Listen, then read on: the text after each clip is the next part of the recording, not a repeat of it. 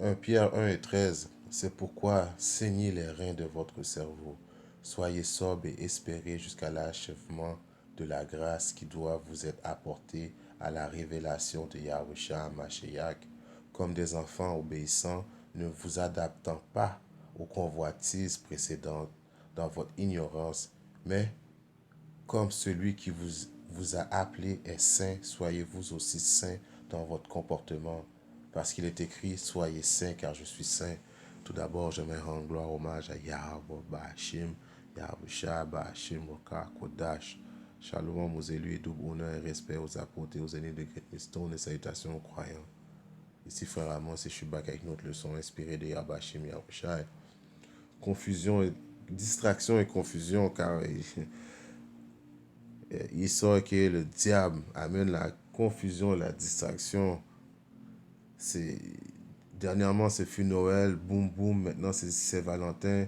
Il bombarde le monde avec le Super Bowl, avec plein de, de, de, de messages subliminaux, de messages diaboliques qui peut en même temps prendre quelqu'un qui n'est pas solidement dans la foi et puis le faire dériver de la foi. C'est les choses qui sont utilisées, les agents, les rappeurs de ce monde, je les appelle les agents. Il y a même des faux prophètes qui ils sont à acheter pour justement semer la confusion. Les périodes de Jacob s'entament à grands pas. Donc lui, il utilise le plus de ruses possible. C'est pour ça que Saint Pierre nous a donné ce verset. C'est pourquoi saignez les reins de votre cerveau et soyez sobre. Sobre en voulant dire frais, dispo et espérez jusqu'à l'achèvement de la grâce qui vous est apportée à la révélation de Yahushua Mashiach. Alors aux optimistes élus de garder notre espoir dans la grâce que Yahushua Hamashiach est supposé nous amener, à ceux qui vont rester dans la foi jusqu'à la fin. Comme des enfants obéissants, ne vous adaptant pas aux convoitises précédentes dans votre ignorance, alors de ne pas retourner dans nos anciennes convoitises, ceux qui sont maintenant les optimistes élus, qui restent dans la droiture et ne pas se laisser séduire par les soi-disant dit justement les agents qu'ils sont paix dans leur musique, dans leur ensorcellement, dans leur entertainment et même dans les faux prophètes qui sont à payer. Présentement, il y a des faux prophètes qui font aller vraiment leur bouche, de dire des mensonges abominables des choses qui sont même pas même écrites dans la Bible. On est dans une période de confusion et de distraction intense. Je continue, 15. Mais comme celui qui vous a appelé et soyez aussi saint dans tout votre comportement, saint qui est à part, euh, euh, à part du monde, être holy, saint, séparé. 16. Parce qu'il est écrit, soyez saints car je suis saint. Yahusha ici, Yahusha était nous parmi nous présentement. Croyez-vous qu'il serait en train de justement célébrer la Saint-Valentin, une fête païenne? Jamais. C'est quelque chose de non. Et ces affaires-là c'est abominable. Ou bien il ne prendrait pas des minutes d'écouter le Super Bowl parce que lui, il y aurait des brebis à nourrir, il y aurait les travaux à son père à continuer. Alors il faut toujours garder l'exemple de Yahweh et se dire, est-ce que Yahweh ferait ça? En même temps, je ne dis pas que c'est diabolique de regarder le Super Bowl. Non, pas du tout. Tout le monde a le droit de se relaxer. Moi, personnellement, je ne regarde pas le Super Bowl. Et si je peux éviter le plus possible, c'est soi-disant dit agents qui sont les artistes, les vendus. Parce que les autres, qu'est-ce qu'ils ont fait, ces deux tiers? Bien, ils ont eu leur talent de Yahweh Shah, ils sont des Israélites, bien sûr, je comprends ça, mais en même temps, leur talent, ils ont vendu leur talent à Issor pour avoir des biens matériels de ce monde, des biens qui se ternissent, des biens des voitures pour manger, pour habiter dans des maisons, des affaires stupides. Alors pour moi, ce sont des vendus. Alors si le moins possible, je peux éviter de voir ces soi-disant dits vendus-là, je le ferai. J'ai une photo justement pour démontrer un peu la confusion. Regardez, comme ça, c'est une photo, comme ça, c'est le design des films à camp, qu'éventuellement, ils vont désigner les films à camp comme ça. Au Super Bowl, au halftime, qu'est-ce qu'ils font les vendus, les rappeurs de ce monde? Ils se moquent des gens en les, c'est comme aussi une programmation qu'ils sont en train de faire, comme éventuellement d'ouverture d'esprit qu'éventuellement le monde vont se laisser guider parmi ces designs-là. C'est une programmation. euh, le monde célèbre leurs chansons diaboliques, en même temps ils dansent, en même temps eux autres, et ils savent qu'ils sont en train de vous amener directement dans la bouche du diable.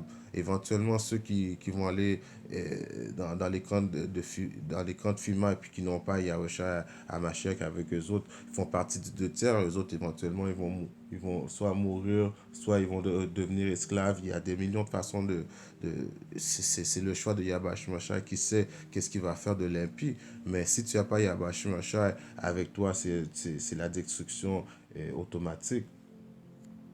Allons voir quelques versets. C'est pas une leçon longue qui va trop longue, c'est quelques mots comme je dis, exhortation parce que maintenant c'est la confusion totale, la distraction et la confusion. Issa qui fait des, des, des serments qui est en train de lever les sanctions. Mais nous savons très bien qu'il n'y a rien qu'il n'y a pas de sanctions que Issa va lever. C'est juste, au contraire, juste pour étendre un plus gros piège. Il ne faut jamais faire confiance à l'ennemi. C'est Racé 12-10. Il ne faut jamais faire confiance à l'ennemi car l'ennemi, c'est Issa et puis il n'y a pas de vérité en lui. Bon, 1 Timothée 4 et 1. Or, l'Esprit dit expressément que dans les derniers temps, quelques-uns abandonneront la foi, prêtant attention aux esprits séducteurs et doctrines des diables. Alors, ceux qui ne sont pas bien enracinés dans la vérité et que par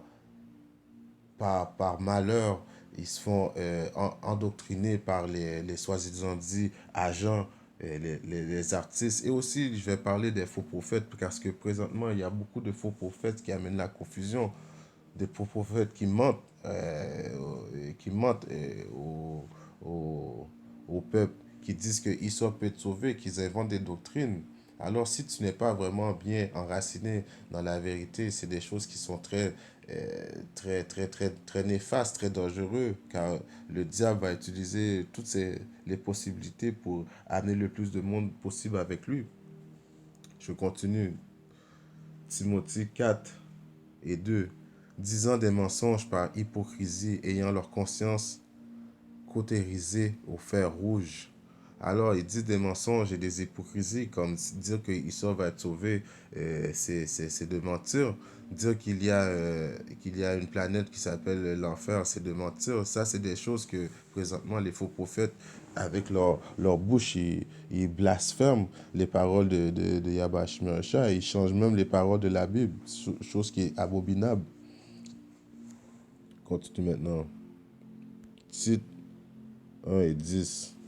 Car il y a beaucoup d'insoumis et de vains parleurs et des trompeurs, particulièrement ceux de la circoncision, dont la bouche doit être fermée, qu'ils bouleversent des maisons entières, enseignant des choses qu'ils ne devraient pas pour un gain sordide. Alors, comme je vous dis, présentement, c'est la confusion totale. Éventuellement, ça va être pire. Il sort, qui sait qu'il ne lui reste plus beaucoup de temps et il va aller de plus en plus. Nous savons que la famine est à la porte. Il va y avoir la Troisième Guerre mondiale. Il y a les camps de concentration FIMA qui vont être ouverts. Qu'est-ce qu'il y a là-dedans? Il y a la guillotine. Il y a les animaux sauvages qui vont se mêler là-dedans. Il y a quoi encore? Il y a plusieurs prophéties qui ne sont même pas encore écrites, qui ne sont pas écrites dans le livre qui va se réaliser. Mais la prophétie la plus importante avant qu'Yahweh Shemashah arrive, c'est le MOTB. Et puis toutes ces préparations-là, comme que je vous ai montré la photo des camps de FIMA, c'est pour éventuellement préparer mentalement le monde à adopter et accepter leur nouvelle réalité qui va être éventuellement l'emprisonnement psychologique de l'âme, qu'il pense faire, mais on sait que ça n'arrivera pas. Tu ne peux pas mettre la conscience, l'esprit de quelqu'un dans une puce, mais lui, éventuellement, il pense pouvoir atteindre ses objectifs, mais nous savons que ça n'arrivera pas. On va continuer maintenant à Isaïe. Comme je vous dis, c'est une leçon brève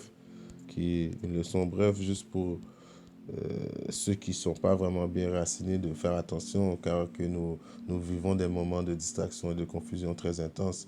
Isaïe 5 et 20.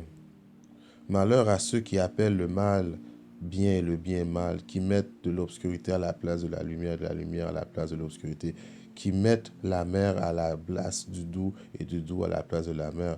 Alors, Bubble Eyes, le gars de COCC, qui dit que Esau va être, Esau va être sauvé, c'est de mettre le mal à la place du bien, de raconter des salades, et de mettre l'obscurité à la place de mettre dans la lumière, parce que Esau va pas être sauvé.